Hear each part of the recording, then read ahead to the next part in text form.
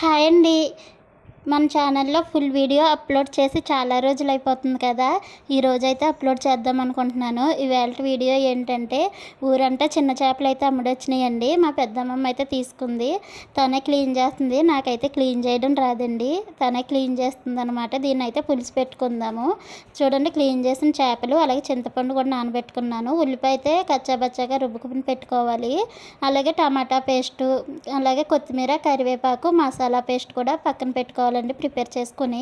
తర్వాత స్టవ్ వెలిగించుకుని స్టవ్ మీద పెనం పెట్టుకుని నూనె వేసుకున్నాను. నూనె వేడెక్కిన తర్వాత ఉల్లిపాయ పేస్ట్ అయితే వేసుకోవాలండి. చేపల పులుసుకి నూనె ఎక్కువే పడుతుంది.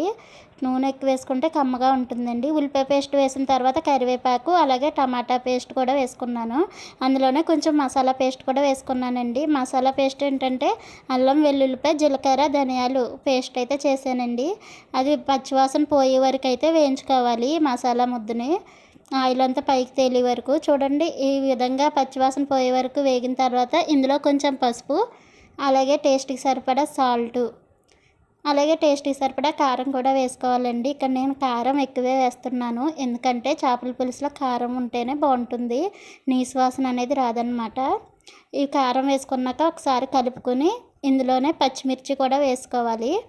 పచ్చిమిర్చి ముందే వేయలేదండి, ఇప్పుడు వేస్తాను, ఎందుకంటే పులుసులో ఈ పచ్చిమిర్చి నంచుకుని తింటే చాలా బాగుంటుంది. అలాగే 2 టమాటాలు కూడా ముక్కలుగా కట్ చేసుకుని వేసుకున్నాను. ఆ తర్వాత ఇందులో చింతపండు పులుసు అయితే వేసుకోవాలండి. ఈ చింతపండు మీ పులుపుకి తగ్గట్టు వేసుకోండి. పులుపు ఎక్కువ తింటే కొంచెం ఎక్కువ వేసుకోండి, లేదా కొంచెం తగ్గించి వేసుకోండి. చింతపండు పులుసు అయితే వేసేసుకోవాలి.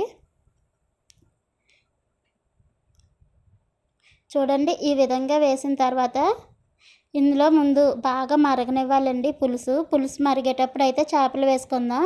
ముందుగా వేసుకుంటే విడిపోతాయండి, చిన్న చేపలు కదా. చూడండి, ఈ విధంగా మరిగేటప్పుడు అయితే ముందు క్లీన్ చేసి పెట్టుకున్న చేపలు అయితే వేసేసుకోవాలి. ఇవన్నీ రకాలు కలిపిన చేపలండి.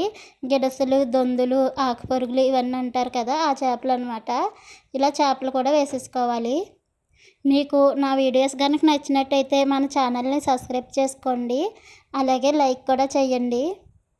ఇంకా ఏ వంటలు వండాలో కామెంట్ కూడా చేసేయండి. మనం ముందుగా ప్రిపేర్ చేసుకున్న మసాలా పేస్ట్ కూడా వేసేసుకోవాలి ఇందులో. అలాగే కొంచెం కొత్తిమీర, కరివేపాకు కూడా వేసేసుకోవాలండి. వేసేసుకుని ఒకసారి కలుపుకొని అయితే మరగనివ్వాలి. గరిటె పెట్టకుండా కలపండి. గరిటె పెడితే చిన్న చేపలు కదా, విడిపోతాయి. ఒక 10 నిమిషాలు మరగనిస్తే కమ్మటి చేపల పులుసు అయితే రెడీ అయిపోద్దండి. ఇలా మధ్య మధ్యలో అయితే కలుపుతున్నాను నేను. చూడండి, ఆయిల్ అంతా పైకి తేలింది. చేపల పులుసు అయితే మంచి వాసన వస్తుందండి. చాలా అంటే చాలా బాగుంది. చూడండి, చేపలు కూడా ఎక్కడా విడకుండా వచ్చాయి. మనం పులుసు మరిగేటప్పుడు చేపలు వేసుకుంటే ఎక్కడా కూడా విడకుండా చేపలు అలాగే ఉంటాయి.